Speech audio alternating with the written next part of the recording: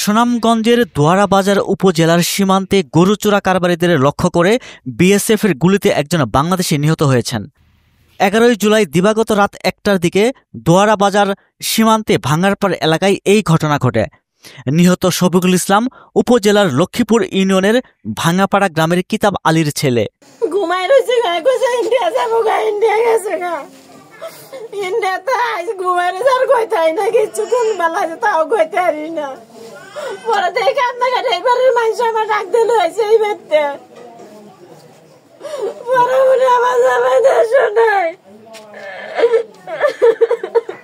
বড় ভাই শফিকুল ইসলাম, তার এক ছেলে 2 মেয়ে, তার চলাফেরা খুব সমস্যা বা অনেক দরিদ্র, ঠিক আছে। এই টুকিটাকি তার সংসার চালানো লাগে এই টুকিটাকি কাজকাম হয়ে বর্ডারে করতো, ঠিক আছে। এই কাজকাম করতে গিয়া গত রাত্রে বিএসএফ গুলি করছে, ঠিক আছে। এখন বর্তমানে লাশ আছে সুনামগঞ্জ, পোস্টমর্টম করাইতেছে। পোস্টমর্টম করানোর পরে বাড়ি টানার পরে জানাজা দিয়ে দাফন করাম। বিজিবি জানায়, রাতে শফিকুল ইসলাম সহ 10 থেকে 12 জনের একটি দল ভাঙ্গারপাড়া সীমান্ত দিয়ে অবৈধভাবে ভারতের প্রায় 50 গজ অভ্যন্তরে প্রবেশ করে গরু আনতে যায়। এ সময় বিএসএফের টহল দল তাদের বাধা দিলে চোরা কারবারিরা ইট পাটকেল ও পাথর নিক্ষেপ করে।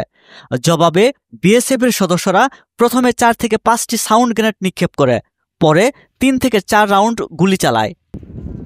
গুলিতে শফিকুল ইসলাম গুরুতর আহত হন। এ সময় তার সঙ্গে থাকা চোরা কারবারিরা তাকে বাংলাদেশের দিকে নিয়ে এসে দোয়ারা বাজার উপজেলা স্বাস্থ্য কমপ্লেক্সে ভর্তি করলে চিকিৎসক শফিকুলকে মৃত ঘোষণা করেন। 28 বর্ডার গার্ড ব্যাটালিয়নের অধিনায়ক lieutenant colonel AKM Zakaria Kadir বলেন, বাংলাদেশি যারা গরু চোরা কারবারি তারা ভারতের অভ্যন্তরে 500 গজ গিয়েছিল গরু আনার জন্য। পরবর্তীতে বিএসএফ চ্যালেঞ্জ করলে তাদেরকে বাংলাদেশি গরু চোরা কারবারিরা পাথর নিক্ষেপ করে। পরবর্তীতে বিএসএফ প্রথমে 4 থেকে 5টা সাউন্ড গ্রেনেড মারার পরে ঘটনা তারপরেও নিবৃত হয় না। পরে হচ্ছে বিএসএফ তখন ফায়ার ওপেন করে। ফায়ার ওপেনকালে বাংলাদেশি গরু চোরা কারবারি শফিকুল ইসলাম 45 বছর বয়স গুলিবিদ্ধ হয় এবং সাথে থাকা গরু চোরা কারবারি যারা বাংলাদেশি চোরা কারবারি তারা নিয়ে আসে বাংলাদেশের অভ্যন্তরে, পরিবারকে হস্তান্তর করে। পরিবার সেই শফিকুল ইসলামকে নিয়ে দোয়ারাবাজার উপজেলা স্বাস্থ্য কমপ্লেক্সে নিয়ে গেলে ওখানে চিকিৎসাধীন অবস্থায় মৃত্যুবরণ করে। এটা হচ্ছে আপনার প্রতিবাদ লিপি পাঠানো হবে, পতাকা পাঠানো হবে এবং শনাক্ত করে তাদেরকে যারা এখানে বাংলাদেশি চোরা কারবারি ছিল তাদেরকে আইনানুগ ব্যবস্থা গ্রহণ করা হবে। এটাই। ওয়ালটন এখন দেশের সীমানা পেরিয়ে পৌঁছে গিয়েছে 50টিরও বেশি দেশে। ওয়ালটন, ঘরে ঘরে বিশ্বজুড়ে।